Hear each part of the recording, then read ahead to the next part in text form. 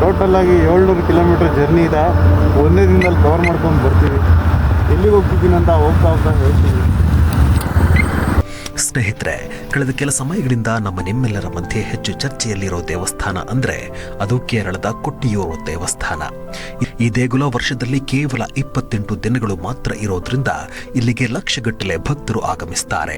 ಹೀಗಾಗಿ ನೀವು ವೀಕೆಂಡ್ನಲ್ಲಿ ಇಲ್ಲಿಗೆ ಹೋಗೋ ಪ್ಲಾನ್ ಮಾಡಿದ್ರೆ ದಯವಿಟ್ಟು ಅದನ್ನ ಬಿಟ್ಟು ಬಿಡಿ. ಇಲ್ಲಿ 2 ದೇವಸ್ಥಾನವಿದೆ. ಒಂದು ಇಕ್ಕರೆ ಕೊಟ್ಟಿಯೂರು ಮತ್ತಿನ್ನೊಂದು ಅಕ್ಕರೆ ಕೊಟ್ಟಿಯೂರು. ಕೇರಳದಲ್ಲಿ ಮನೆ ಮಾತಾಗಿದೆ. ಈಗ ಈ ದೇಗುಲ ಕರ್ನಾಟಕದ ಭಕ್ತರನ್ನು ಕೂಡ ಸೆಳೆಯಲು ಪ್ರಾರಂಭಿಸಿದೆ. ಅಂದಹಾಗೆ ಇದು ಮೂಲತಃ ಶಿವನ ಆಲಯ. ಜೊತೆಗೆ ಇಲ್ಲಿ ಶಿವನ ಜೊತೆಗೆ ಆತನ ಪಾರ್ವತಿಯ ಮತ್ತೊಂದು ಅವತಾರ ಎಂದು ನಂಬಲಾಗುವ ಸತಿದೇವಿ ಅಥವಾ ದಾಕ್ಷಾಯಿಣಿ ದೇವಿ ಮತ್ತು ಬ್ರಹ್ಮ ಹಾಗೂ ವಿಷ್ಣುವನ್ನ ಕೂಡ ಇಲ್ಲಿ ಆರಾಧಿಸಲಾಗುತ್ತೆ. ಆದರೆ ಇಲ್ಲಿ ಗಮನಿಸಬೇಕಾದ ಮತ್ತೊಂದು ಪ್ರಮುಖ ವಿಚಾರವೆಂದರೆ ಈ ದೇವಾಲಯಕ್ಕೆ ಯಾವುದೇ ಶಾಶ್ವತ ರಚನೆಗಳಿಲ್ಲ, ಅಂದರೆ ಕಟ್ಟಡಗಳಿಲ್ಲ.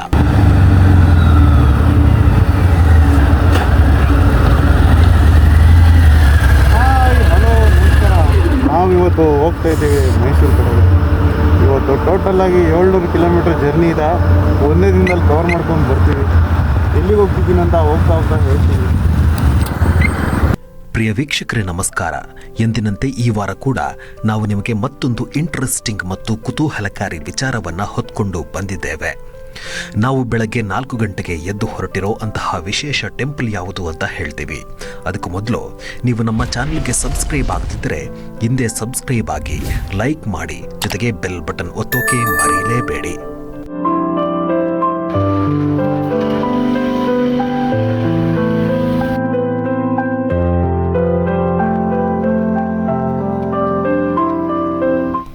ಸ್ನೇಹಿತರೆ, ಕಳೆದ ಕೆಲ ಸಮಯಗಳಿಂದ ನಿಮ್ಮೆಲ್ಲರ ಮಧ್ಯೆ ಹೆಚ್ಚು ಚರ್ಚೆಯಲ್ಲಿರೋ ದೇವಸ್ಥಾನ ಅಂದ್ರೆ ಅದು ಕೇರಳದ ಕೊಟ್ಟಿಯೂರು ದೇವಸ್ಥಾನ.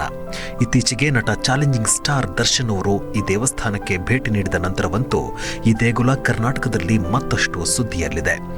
ದರ್ಶನ್ ಅವರು ಹೋದ ನಂತರ ಆ ದೇಗುಲಕ್ಕೆ ಕರ್ನಾಟಕದಿಂದ ಭೇಟಿ ನೀಡುವ ಭಕ್ತರ ಸಂಖ್ಯೆ ಕೂಡ ಹೆಚ್ಚಾಗಿದೆ. ಇಂದು ನಾವು ನಿಮಗೆ ಅದೇ ದೇಗುಲದ ವಿಶೇಷತೆ ಬಗ್ಗೆ ಹೇಳ್ತೀವಿ.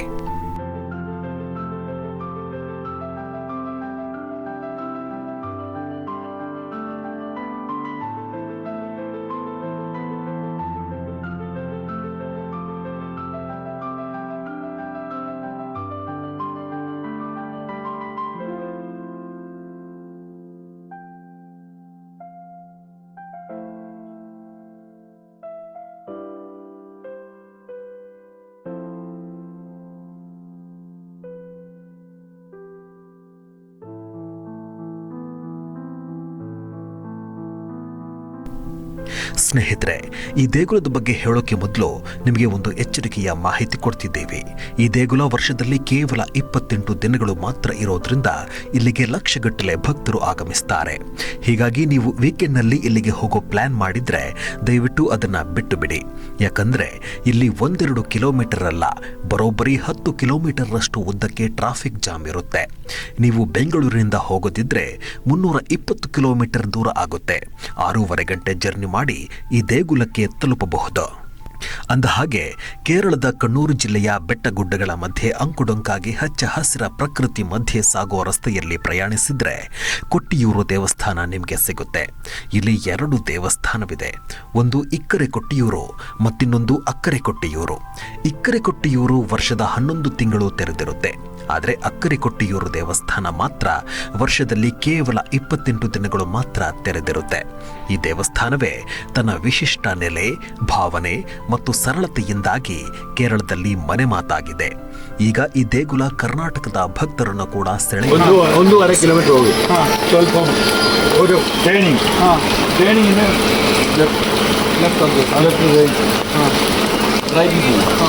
ರೈಟ್ ಸ್ವಲ್ಪ ಒಂದು ಅಲ್ಲಿ ನೋಡಿ ಅಲ್ಲಿ ನೀವು ಕರ್ನಾಟಕನ ಇಲ್ಲ ಇಲ್ಲಿ ಕೇರಳ ಬಟ್ ಕನ್ನಡ ಹಿಂಗೆ ಇಲ್ಲಿ ಬಂದು ಕಲ್ತಿದ್ದೆ.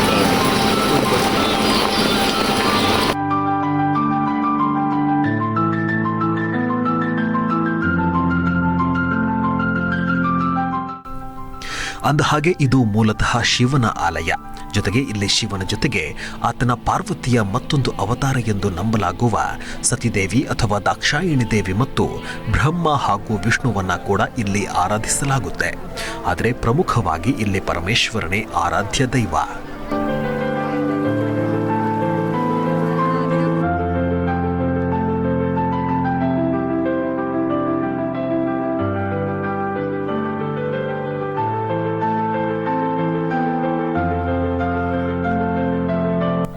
ಸ್ನೇಹಿತರೆ, ಪುರಾಣ ಕಥೆಗಳಲ್ಲಿ ಬರುವ ದಕ್ಷಯಾಗ ನಡೆದಿದ್ದು ಇಲ್ಲೇ ಮತ್ತು ಇದೇ ಸ್ಥಳದಲ್ಲಿ ಸತೀದೇವಿ ತನ್ನನ್ನು ತಾನು ಯಜ್ಞಕುಂಡಕ್ಕೆ ಅರ್ಪಣೆ ಮಾಡಿಕೊಂಡಳು ಎಂಬ ಪ್ರತೀತಿ ಇದೆ. ಆ ಯಜ್ಞ ನಡೆದ ಸ್ಥಳವೇ ಇದು ಎಂಬುದು ಇಲ್ಲಿನ ನಂಬಿಕೆ. ಈ ಯಾಗದ ಬಳಿಕ ಶಿವ ತನ್ನ ಪತ್ನಿಗೆ ಆದ ಸಂಕಷ್ಟ ಮತ್ತು ಅದರಿಂದ ತನಗಾದ ನೋವು ಜಗತ್ತಿನಲ್ಲಿ ಇನ್ನಾರಿಗೂ ಬರಬಾರದು. ಹಾಗಾಗಿ ಯಾವೆಲ್ಲ ದಂಪತಿಗೆ ಇಂತಹ ಕಷ್ಟ ಬಂದಿದೆಯೋ ಅವರು ಇಲ್ಲಿ ಬಂದು ದರ್ಶನ ಮಾಡಿದರೆ ಅವರ ಕಷ್ಟ ನೀಗಿಸುತ್ತೇನೆ ಎಂದು ಅಂದು ಆಶೀರ್ವಾದ ಮಾಡಿದನಂತೆ.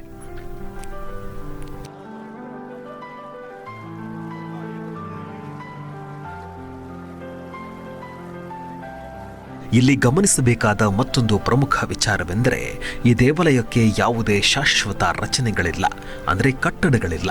ಪ್ರತಿ ವರ್ಷ ವೈಶಾಖ ಮಾಸ ಯಾವಾಗ ಬರುತ್ತೋ ಆ ಮಾಸದಲ್ಲಿ ಮಾತ್ರ ಈ ದೇವಸ್ಥಾನ 28 ದಿನಗಳ ಕಾಲ ಭಕ್ತರಿಗೆ ಮುಕ್ತವಾಗಿರುತ್ತೆ. ವರ್ಷದ ಉಳಿದ ಎಲ್ಲ ದಿನಗಳಲ್ಲಿ ಇಲ್ಲಿಗೆ ಯಾರಿಗೂ ಪ್ರವೇಶವಿಲ್ಲ. ಆ ಸಂದರ್ಭ ಇಲ್ಲಿ ಗಿಡಗಂಟಿಗಳು ಬೆಳೆಯುತ್ತೆ.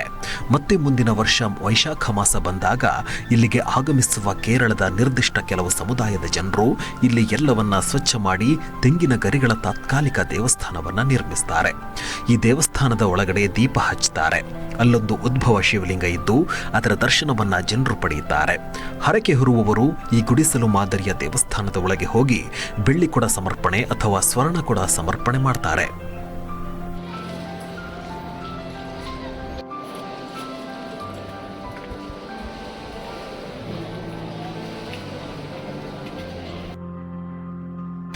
ಈ ಕೊಟ್ಟಿಯೂರು ಕ್ಷೇತ್ರ ಮತ್ತೊಂದು ವಿಶೇಷತೆ ಅಂದರೆ ಇಲ್ಲಿ ದಿನಕ್ಕೆ 2 ಶಿವೇಲಿ ಆಚರಣೆ ನಡೆಯುತ್ತೆ. ಅಂದರೆ ದಿನಕ್ಕೆ 3 ಬಾರಿ ಅಲ್ಲಿರೋ 2 ಆನೆಗಳನ್ನ ದೇವಸ್ಥಾನದ ಸುತ್ತ ಶಿವನ ಮೂಲ ವಿಗ್ರಹದ ಜೊತೆಗೆ ಮೆರವಣಿಗೆ ಮಾಡಲಾಗುತ್ತೆ. ಇದು ಶಿವ ಮತ್ತು ಪಾರ್ವತಿಯ ಸ್ವರೂಪ ಎಂದೇ ಭಕ್ತರು ನಂಬಿದ್ದಾರೆ. ಹೀಗೆ ಕೊಟ್ಟಿಯೂರು ಶ್ರೀ ಕ್ಷೇತ್ರ 10 ಹಲವು ವಿಶಿಷ್ಟ ಆಚರಣೆಗಳ ತವರಾಗಿದೆ.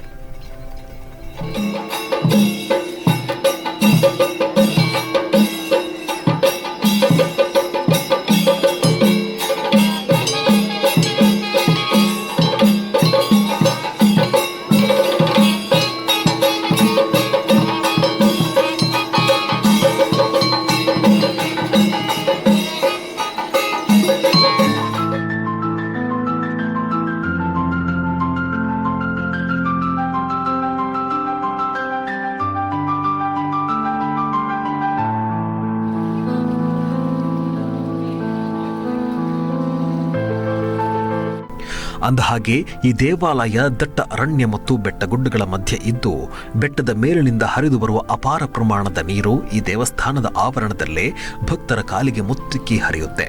ಹಾಗಾಗಿ ಭಕ್ತರು ಕೂಡ ಆ ತಣ್ಣಗಿನ ನೀರಲ್ಲಿ ಹೆಜ್ಜೆ ಹಾಕುತ್ತಾ ಶಿವನ ದರ್ಶನ ಪಡೆದು ಪುನೀತರಾಗುತ್ತಾರೆ.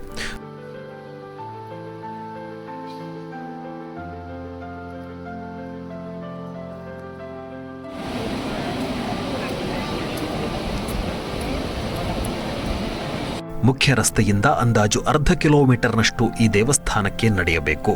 ಹಾದಿಯಲ್ಲಿ 2 ನದಿಯನ್ನ ದಾಟಬೇಕು. ಆ ನದಿಯಲ್ಲಿ 3 ಬಾರಿ ಮುಳುಗೆದ್ದು ಭಕ್ತರು ದೇವಸ್ಥಾನದತ್ತ ಹೆಜ್ಜೆ ಇಡುತ್ತಾರೆ.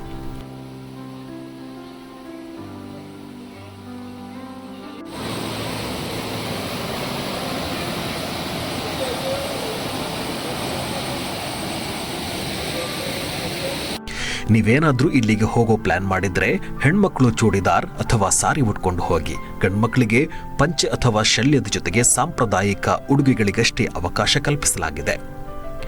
ಈ ದೇವಸ್ಥಾನ ಬೆಳಗ್ಗೆ 5 ಗಂಟೆಯಿಂದ ರಾತ್ರಿ 10 ಗಂಟೆಯವರೆಗೂ ತೆರೆದಿರುತ್ತೆ. ದಿನಕ್ಕೆ 1 ಲಕ್ಷಕ್ಕೂ ಅಧಿಕ ಮಂದಿ ಭಕ್ತರು ಇಲ್ಲಿಗೆ ಆಗಮಿಸುತ್ತಾರೆ. ಒಟ್ಟು 28 ದಿನಗಳಲ್ಲಿ 30 ಲಕ್ಷಕ್ಕೂ ಅಧಿಕ ಭಕ್ತರು ಈ ದೇವಸ್ಥಾನಕ್ಕೆ ಭೇಟಿ ನೀಡುತ್ತಾರೆ. ಆದರೂ ಕೂಡ ಎಲ್ಲಿಯೂ ಗಜಿಬಿಜಿ, ಅವ್ಯವಸ್ಥೆ ಇಲ್ಲ, ಆಯಾಸ ಇಲ್ಲ. ಎಲ್ಲವೂ ಸುಸೂತ್ರವಾಗಿಯೇ ನೆರವೇರುತ್ತೆ. ಬಹಳಷ್ಟು ಮಂದಿ ಹಲವು ವರ್ಷಗಳಿಂದ ಇಲ್ಲಿಗೆ ಭೇಟಿ ನೀಡಿದ್ರೆ ಇನ್ನೊಂದಷ್ಟು ಮಂದಿ ಕುತೂಹಲಕ್ಕೆ ಇಲ್ಲಿಗೆ ಆಗಮಿಸುತ್ತಾರೆ. ಆದರೆ ಒಮ್ಮೆ ಇಲ್ಲಿಗೆ ಆಗಮಿಸಿ ಶಿವನ ದರ್ಶನ ಪಡೆದ ಬಳಿಕ ಅವರು ಮಂತ್ರಮುಗ್ಧರಾದಂತೆ ಶಿವನ ಭಕ್ತರಾಗ್ತಾರೆ.